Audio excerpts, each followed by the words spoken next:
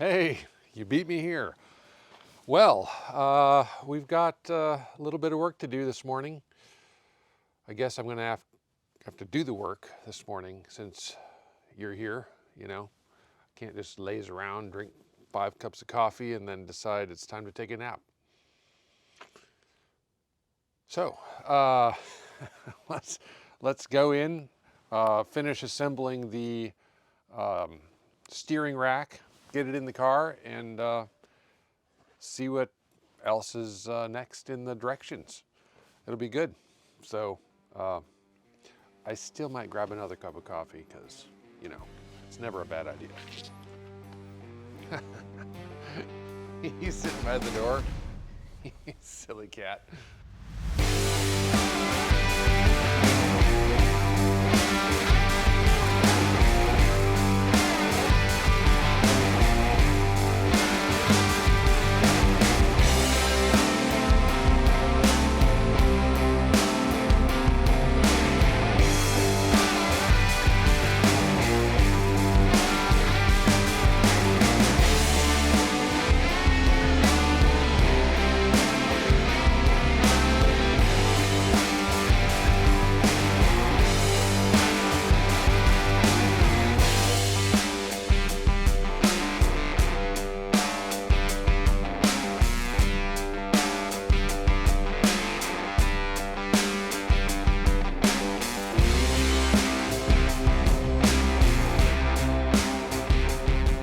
Got it wrestled in.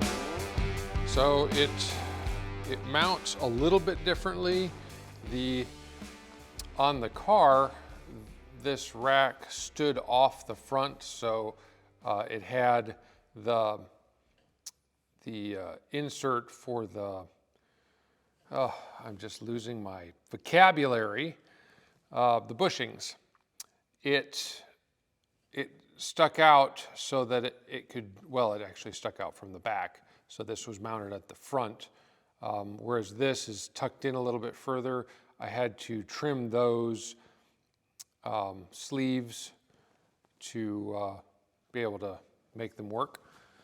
Other than that, it pretty much went in. Replacing the inner and outer tie rods went pretty well.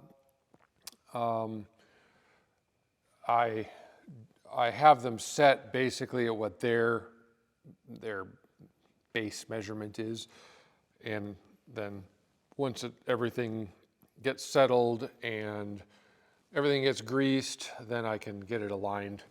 But it should be close at least. So the next thing that we have is the steering shaft that goes up through there to the steering wheel.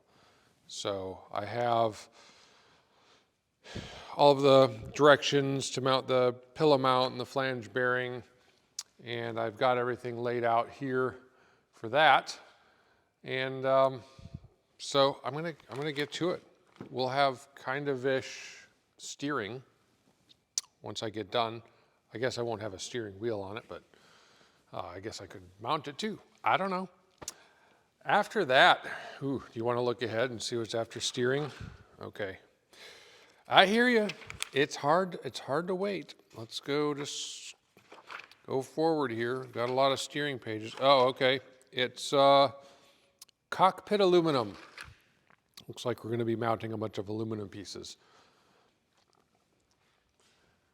Yeah, we've done that before, so that'll be fun.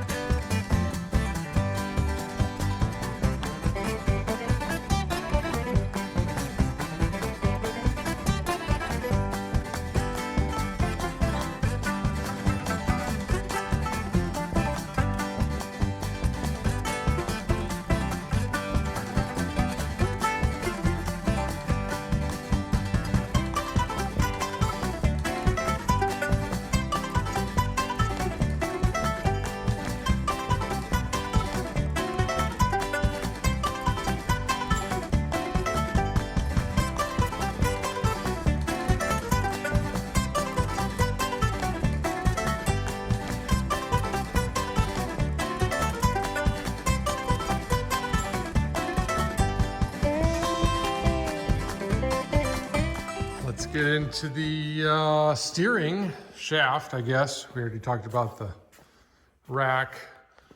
So there wasn't a ton to do on these set screws. Actually, there's one on the back side here. You had to just drill a little dimple in there for it to fall into. Same on that side. And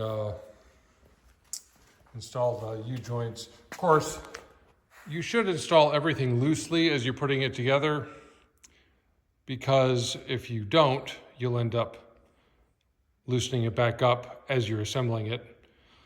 Ask me how I know. So it went in very, very well. I mean, it's one thing along the process that really wasn't much of a struggle. It was pretty straightforward. So I've got it up on my race ramps because the next thing is installing some of this sheet metal, and I'm like 75 feet tall, so it's hard to work on the floor. So this way it'll be kind of right up into where I can work on it comfortably. And it looks like some of the first things are the passenger footwell and just finishing some of this out. So I will get to it.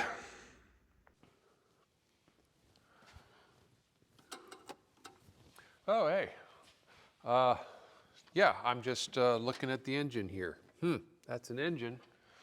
Great. Okay. Yeah, I know. I was going to be putting panels on, showing great amounts of progress on the Cobra. I got distracted for good reason. Okay, hear me out. I've got the Mustang on a lift here that I need to use for other things, but there's no wheels on it. I still need to take things off of it. So I think we're going to just take a pause on that. I know the anticipation of seeing more things happening on the Cobra, it's killing me too. But if we're going to make that, we need to take this apart, and I need to get it off my lift. So I'm going to start working on pulling the engine, the radiator, wiring harness, all of that stuff, and kind of, there you see my furnace fan comes on sometimes when I'm talking. Whatever. I guess let's get to work. Mr. Furnace says it's time to work, not talk. So let's go.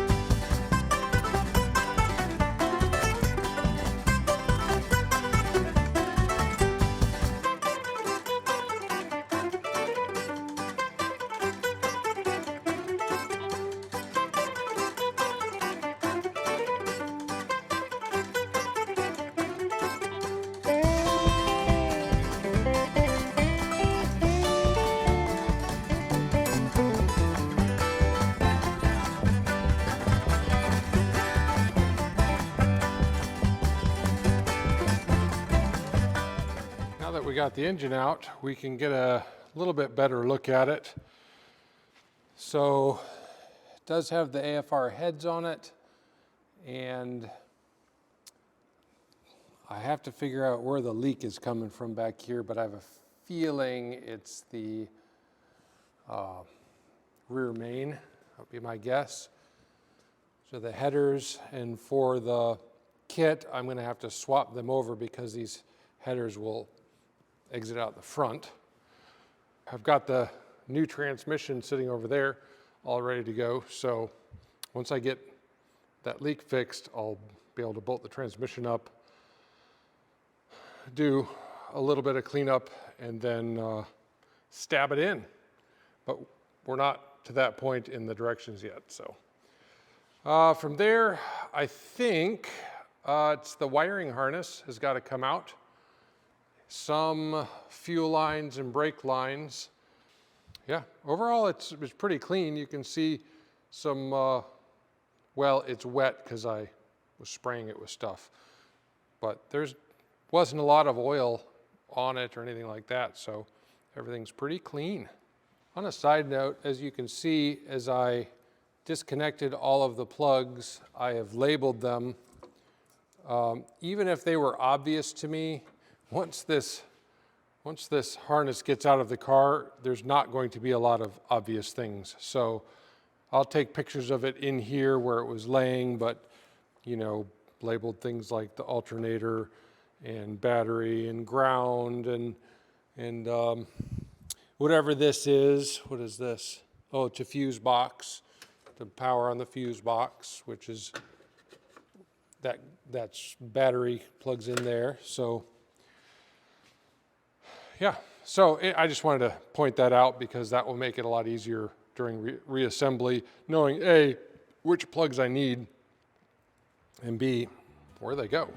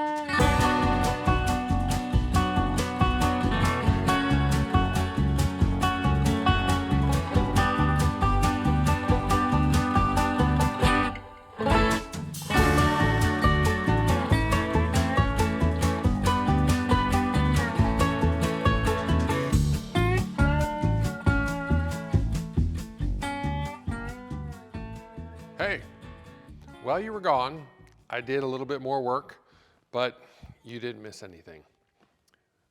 Just so you know, and I can prove you didn't miss anything, we will take a look at what I was doing. As you can see by all the green tape, I've been either numbering or labeling everything so that when I get the harness out of the car and lay it out like it was in the car, I can easily during reassembly come and look at this, and then I look at this over here. Oh, yep, that plugs into there, etc. It's going to make the reassembly go faster. So I'm taking the time now to do that. So I've got all the harness pulled out of the engine bay to here, so I'm ready to go inside the car. And on this side, I got to pull the horns out and pull this, I don't know what flux capacitor, whatever thing it plugs into number 11. I've got to take those out, vacuum related stuff, and once I get those pulled out, then I'll drop the car down and start taking the dash out, the carpet out, and getting to all the, fun stuff inside the car. Other than that, it's looking pretty good. Not much left in there. All right, well, I guess there's nothing but to keep labeling and start the next thing. All right, I guess I'll get my gloves on.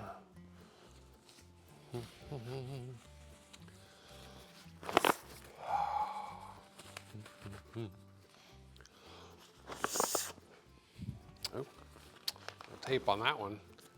Reuse, recycle. Not really, kind of.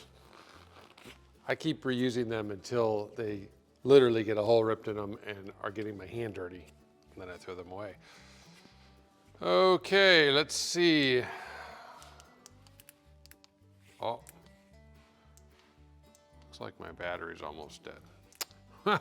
I know what to do about that. That's better. All right, let's pull my work table closer, which is completely a mess, but I'll deal with that later. Let's see. It's not that one. It's like size by Braille here. There we go. That's the exact right one. All right.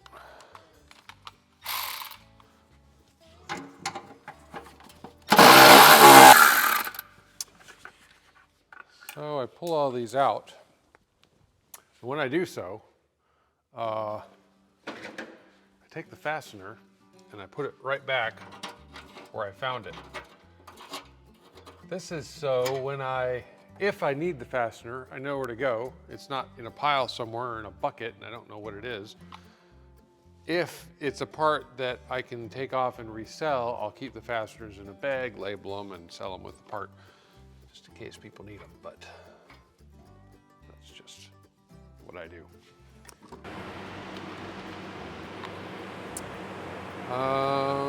Let's see, is it this one? Oh yeah, it's this one. First time, because I'm an expert.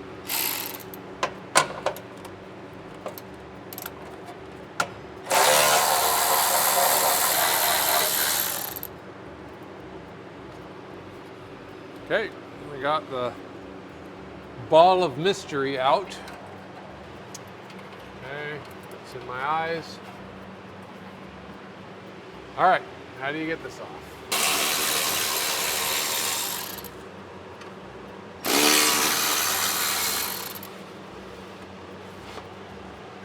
Okay, this little secret thing, whatever that is.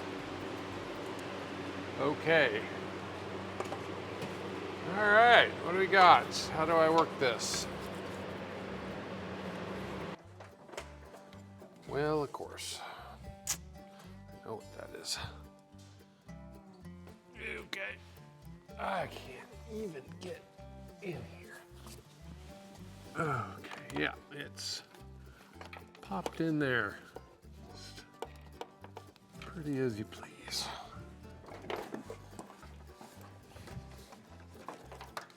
Yeah, so this is important. Hey there, how are you? Oh, great, I'm just pulling alien-looking parts off of the car. What the heck? What does it do? I don't know. They don't design them for beauty, that's for sure. Nobody knows.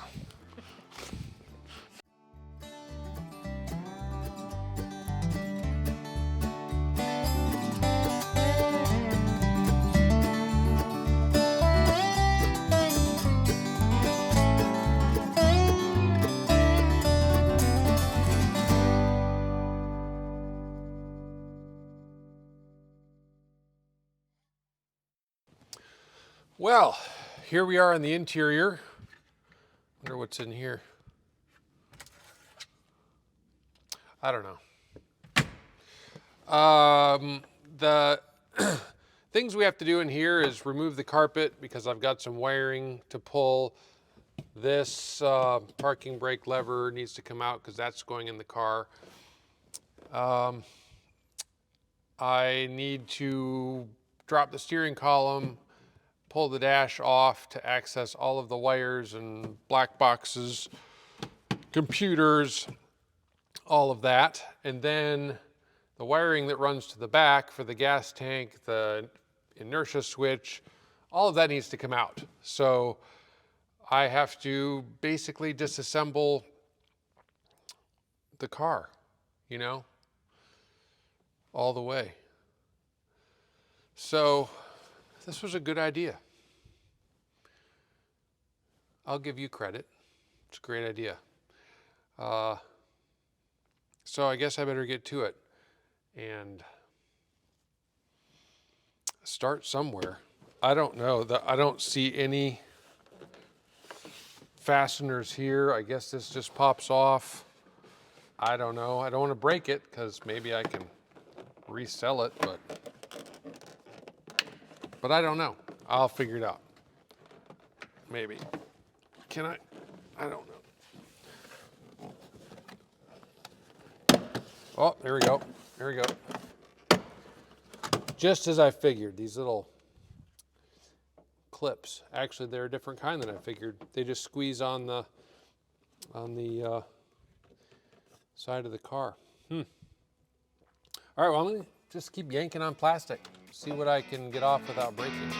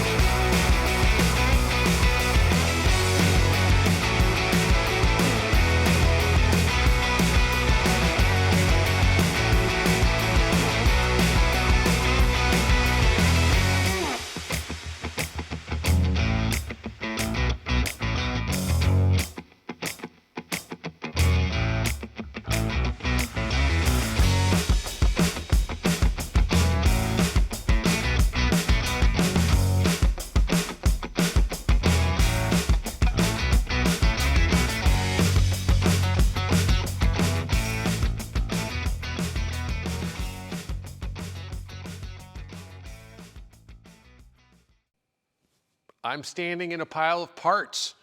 There's door panels and carpet and dashboard and engine and trunk interior pieces and seat belts and a hood over there.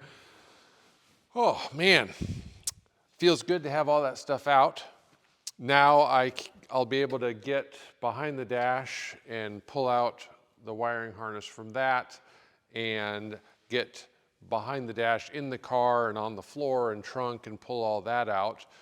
And I'm kind of pointing up at the car because it's up on the lift. I put it up high at night because if I don't, the cat crawls all over it. I don't want his little cat paw prints everywhere. That's between me and the cat. Moving on, parking brake, fuel lines, brake lines, anything else that I might need so that I can get this car moved off the lift. We're gonna wrap this up. This is it for this episode. We'll finish that stuff up next time and then get back to, you know, riveting tin, I guess. Feels good. Feels great. Thanks for hanging out.